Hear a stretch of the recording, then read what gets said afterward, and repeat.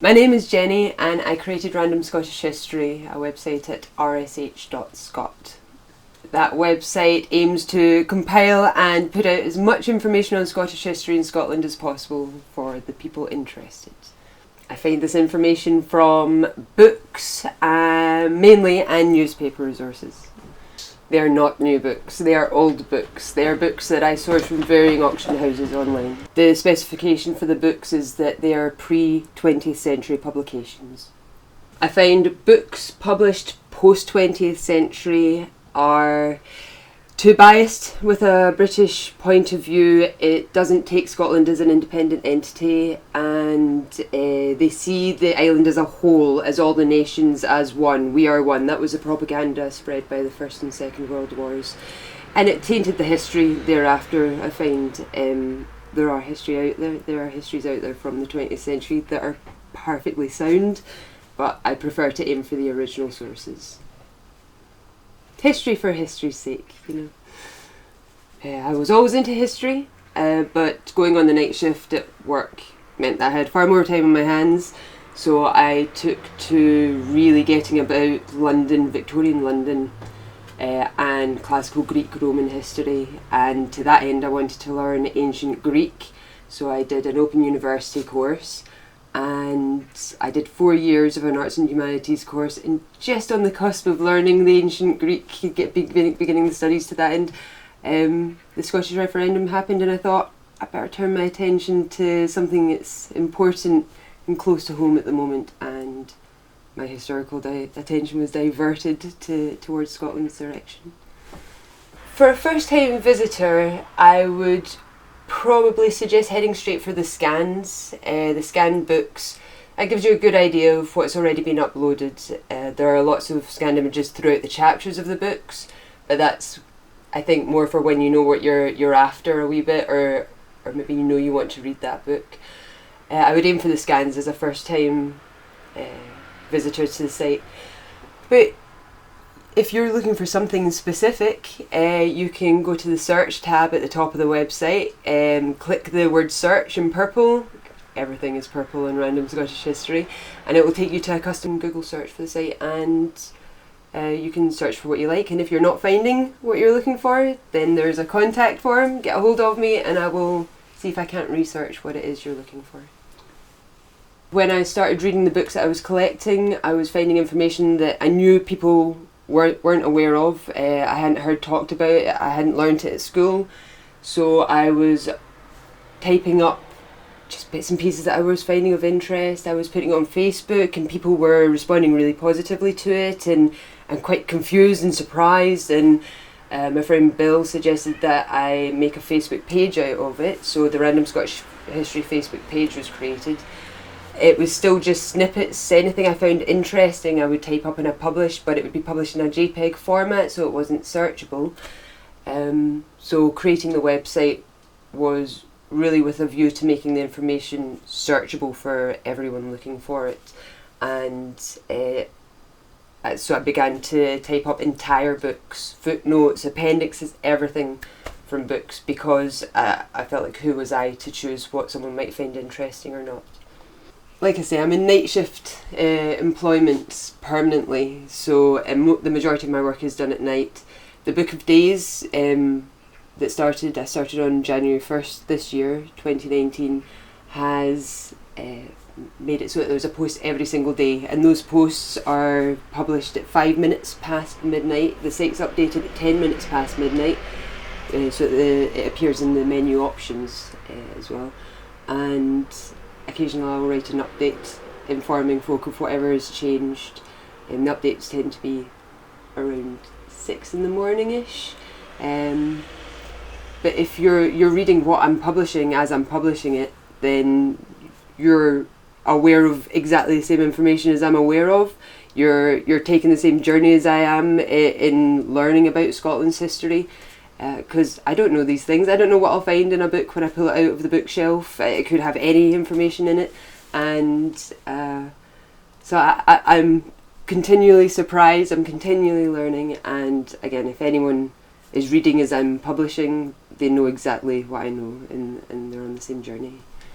Our education, historical wise, in Scotland is very much British based. It's from a very British bias, but that leads to the information we're receiving as being Henry VIII and his 6 wives, Elizabeth in the Spanish Armada, the 1666 Great Fire of London, while at the same time we're not being taught who was on the throne at the same time as Henry VIII. We're not being taught that the Spanish came to Scotland for help against Elizabeth and that we were considering it.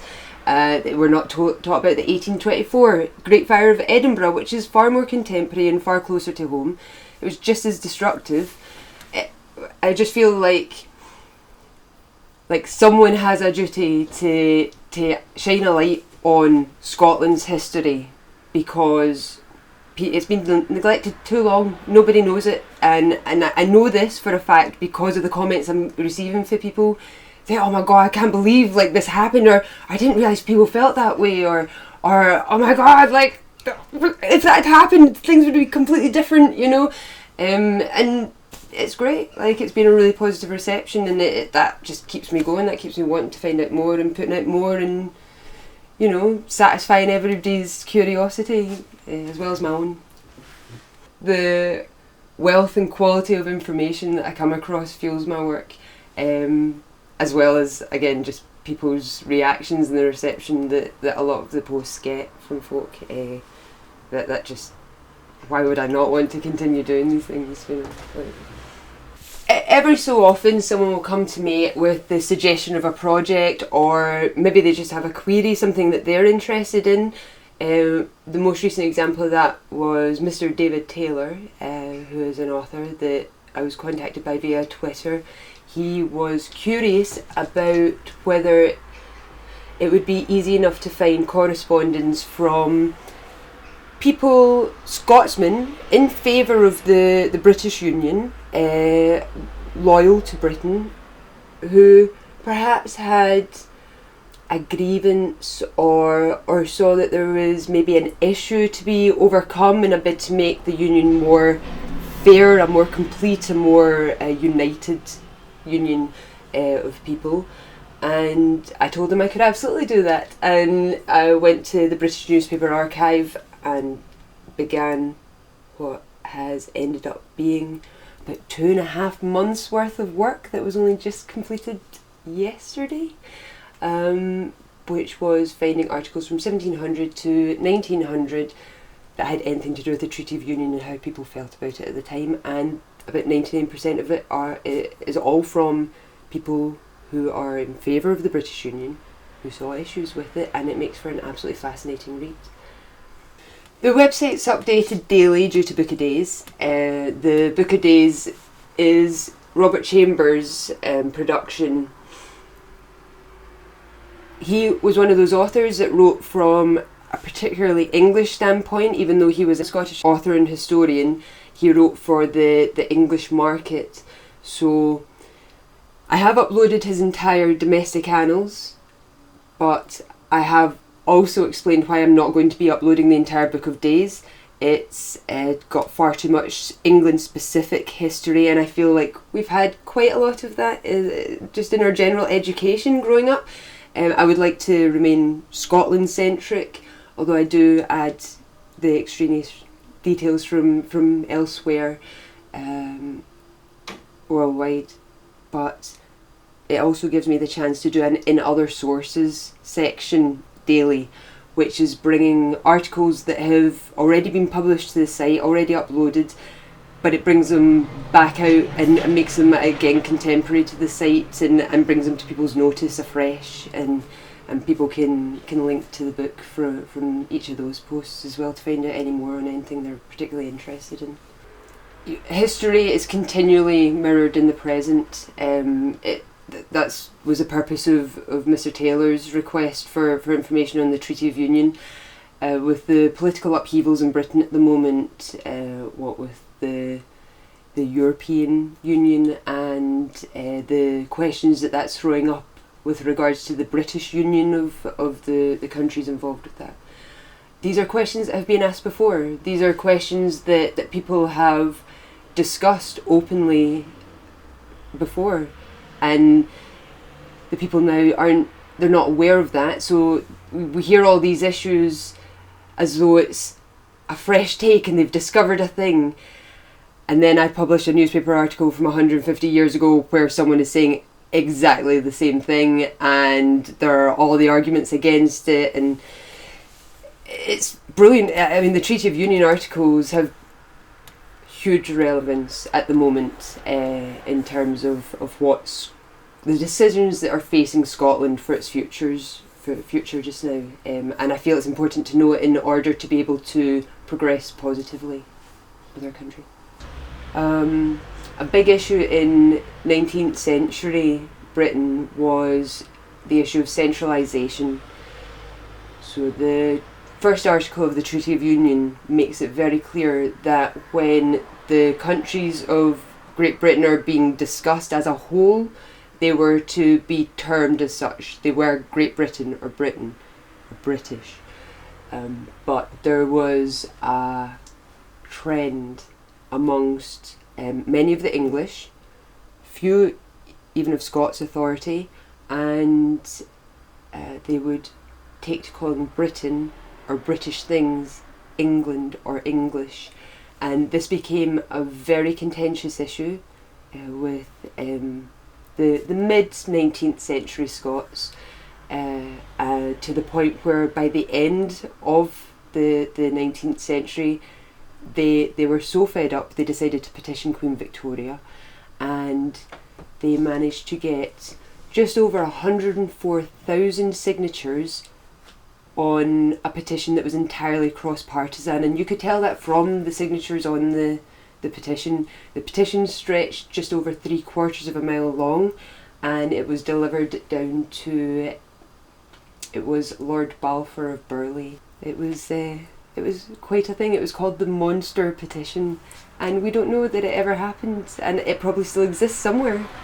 So I would really like to get a hold of Aberdeen University's set of the Scottish Chronicon they've brought out.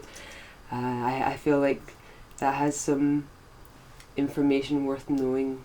It's old information too. So it's nice to get as far back as possible with the literature and original sources. So it was great that they've reproduced it. The last chapter of the Scottish Chronicon is actually published in the Black Book of Paisley, which is what I was looking for when I purchased the Black Book of Taymouth, which is uploaded in the scans on the site. Random Scottish History is a hobby. It's a project, it's a personal project, it's unfunded. I just do it off my own back because it's something that really interests me. It's now something I'm beginning to feel is becoming important. I feel like I'm offering a good resource to people who are set on finding out these things. But it wasn't done with a view to making money from it. However, I do have a side project in publishing John F. Campbell's Popular Tales of the West Highlands, and he's done a sterling job. They're what your Disney stories are or were originally. They are Grimm's stories as the Grimms told the stories. They are gritty, there's violence, there's scenarios that are delicate. I'm interested to see how they're going to come across to a contemporary audience. I'm curious about people's reactions to the stories. I love them, which is why I really wanted to bring them out again. But they're also unillustrated. I can't find any illustrations that go along with these stories.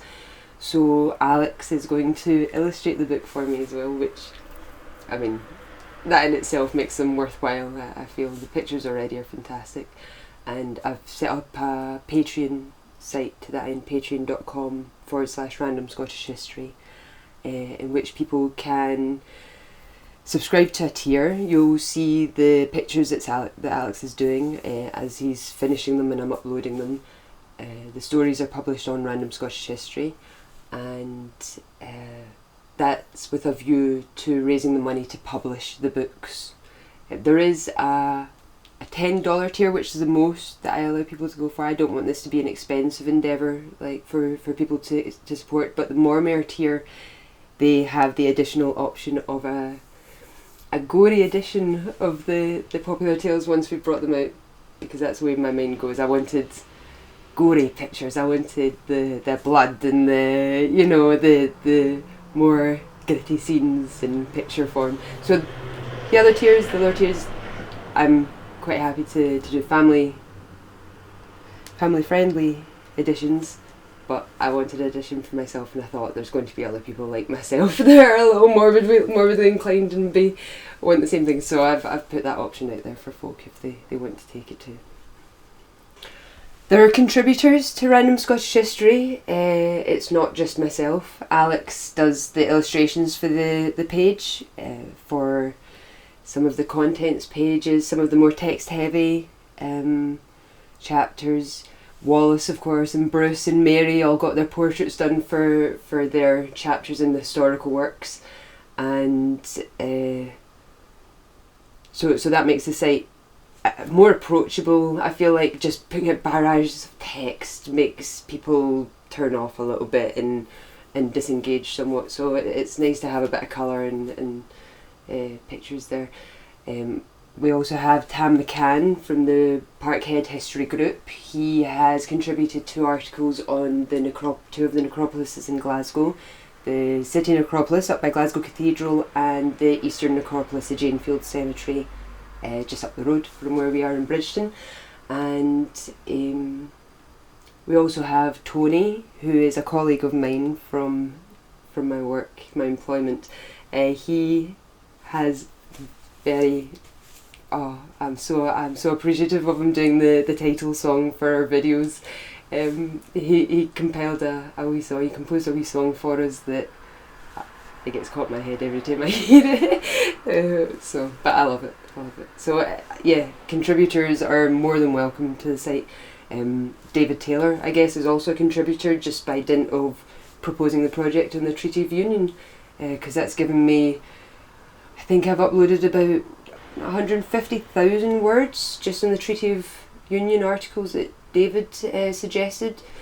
So he's also a contributor, and yeah, I just want to get information out there, and I don't mind who suggests a topic. I will certainly, if anyone's interested in anything, then I want to oblige. So.